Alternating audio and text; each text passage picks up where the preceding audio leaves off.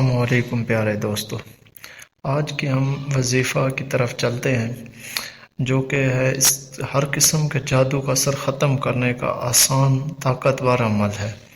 حضور پاک صلی اللہ علیہ وآلہ وسلم نے فرمایا کہ جادو کبیرہ گناہ ہے۔ نبی صلی اللہ علیہ وآلہ وسلم نے فرمایا 3 شخص جنت میں داخل نہیں ہوں گے: شراب پینے والا، رشتہ داری توڑنے والا، جادو کرنے والا۔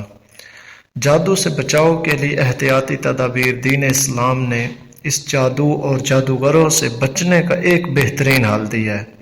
وہ حل اور طریقہ کار یہ ہے: سورۃ البقرہ کی تلاوت کی جائے، آیت الکرسی کی تلاوت کی جائے، ہر نماز کے بعد اس طرح ہر نماز کے بعد موعظات پڑھی جائیں، رات کو سوتے وقت پڑھ کے اپنے جسم پہ پھونکا جائے۔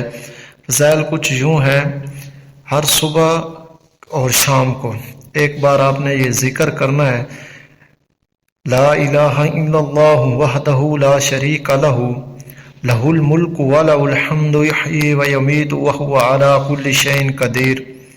اس کا ترجمہ بھی کچھ یوں ہے کہ تو اس بندے پر جادو، جنات اور شیطان کا شام تک کوئی اثر نہیں۔ اگر وہ صبح کے وقت پڑھتا ہے تو شام تک اس پر کوئی کسی جادو، کسی قسم کا کوئی شیاطین کا اثر نہیں ہوگا۔ شام کو پڑھتا ہے تو صبح تک اللہ پاک اس کی رہنمائی فرماتا ہے اور ان چیزوں سے اللہ پاک اسے دور کرتا ہے۔